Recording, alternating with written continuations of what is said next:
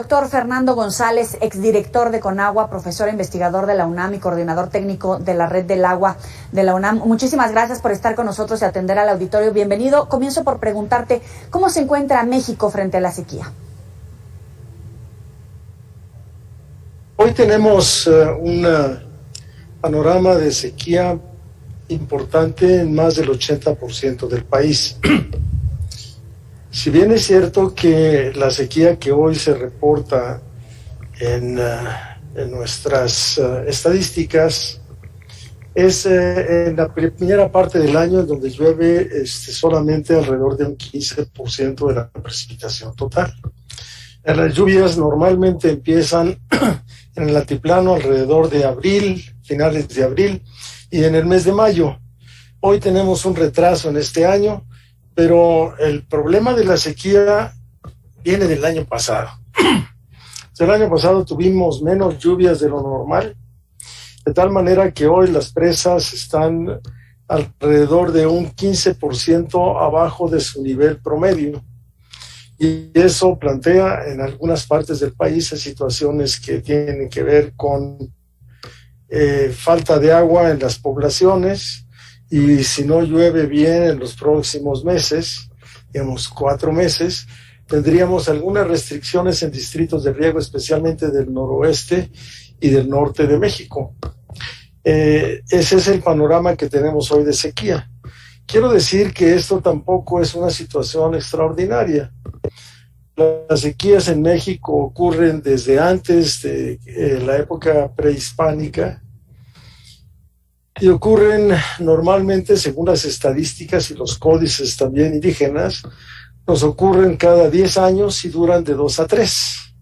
Y esto se presenta con distintas intensidades a lo largo de la República Mexicana. Hay sitios particularmente que tienen mayores sequías.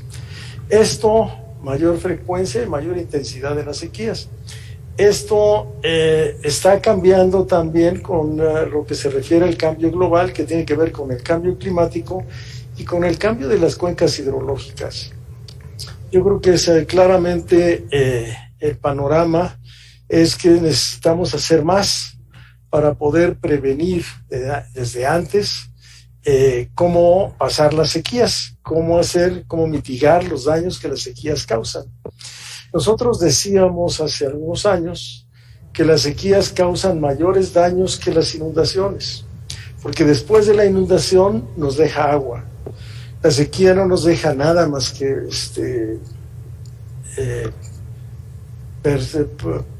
lugares desérticos, desertificación, falta de forraje, falta de agua que no podemos remediar fácilmente. Sí.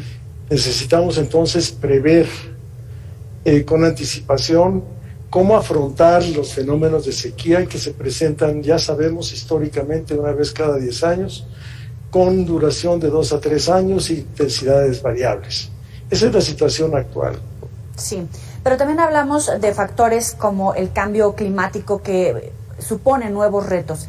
México, con la infraestructura que tiene actualmente, ¿cómo va a enfrentar esos nuevos retos? ¿Y qué es necesario para tener un mejor acercamiento y que no nos agarre en curva?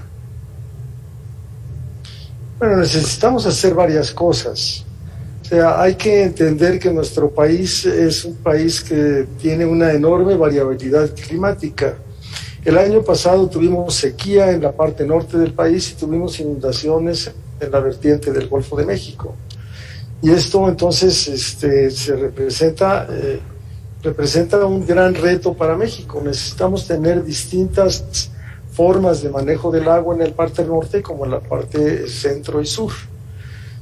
Y necesitamos, entre otras cosas, reponer la infraestructura hidráulica que tenemos hoy ya de más de 50 años. Digamos, el Cutzamala se inauguró en 1982 y ha funcionado prácticamente 24 horas todos los días del año desde entonces. Ya tenemos 30 años prácticamente de Cutzamala, son 40 años de Cutzamala, en donde muchas de las infraestructuras que tenemos ahí han terminado ya su vida útil y requieren reposición y un mantenimiento especial. Necesitamos invertir más en la infraestructura que nos permita prever entonces las épocas de sequía y prever también el cambio climático. El cambio climático tiene dos vertientes. Una de las vertientes es la mitigación, quiere decir que debemos de restringir los gases de efecto invernadero, y el otro es la adaptación, quiere decir que la infraestructura y las demandas que tenemos hoy necesitamos modificarlas para que podamos mitigar los efectos negativos que tendríamos con sequías más frecuentes y más intensas, inundaciones también extremas con mayor frecuencia. Doctor, con toda necesitamos mayor inversión. Sí, justamente hacia eso iba. Cuando usted habla de reponer la infraestructura hidráulica, ¿qué porcentaje del total en el país tendría que ser repuesto? Y más o menos, ¿de qué monto estaríamos hablando? Porque ha de ser de miles de millones de pesos.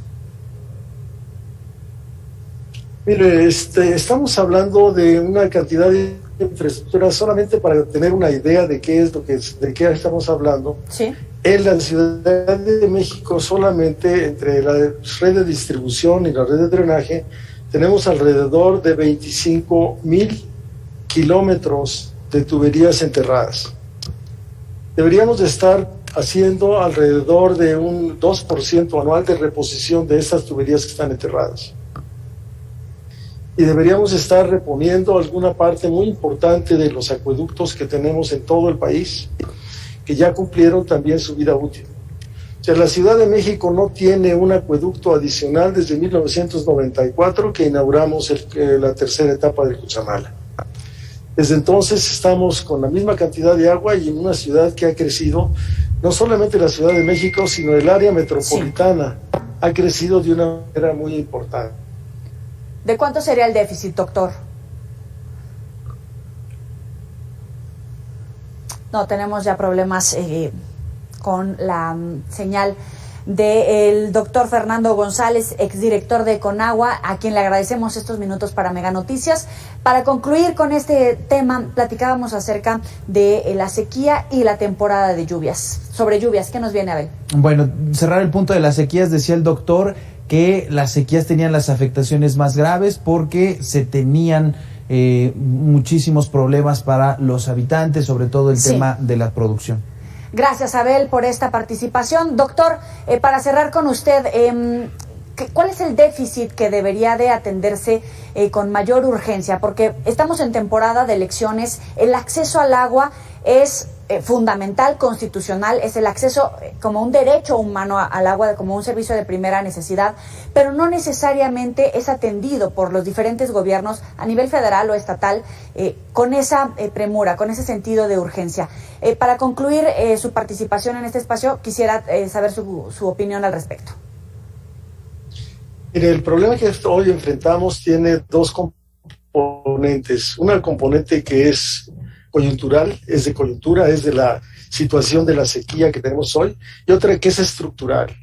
Tenemos ya muchos años de estar invirtiendo menos de lo necesario en la infraestructura hidráulica, en la nueva que requerimos para atender a la población y en la infraestructura que ya cumplió con su vida útil.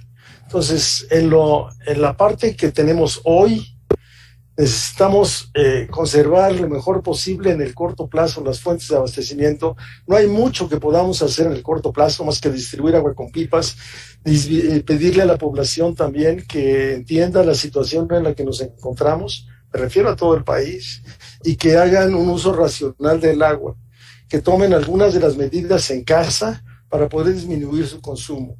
Y eso tiene que ver con 5 medidas específicas. La primera tiene que ver con tomar baños más cortos y con regaderas ahorradoras de agua que consuman del orden de 6 litros por minuto y con baños que no tengan más allá de 5 minutos de duración. La segunda es que si tienen equipos como lavadoras, utilicen solamente bajo carga completa sus lavadoras.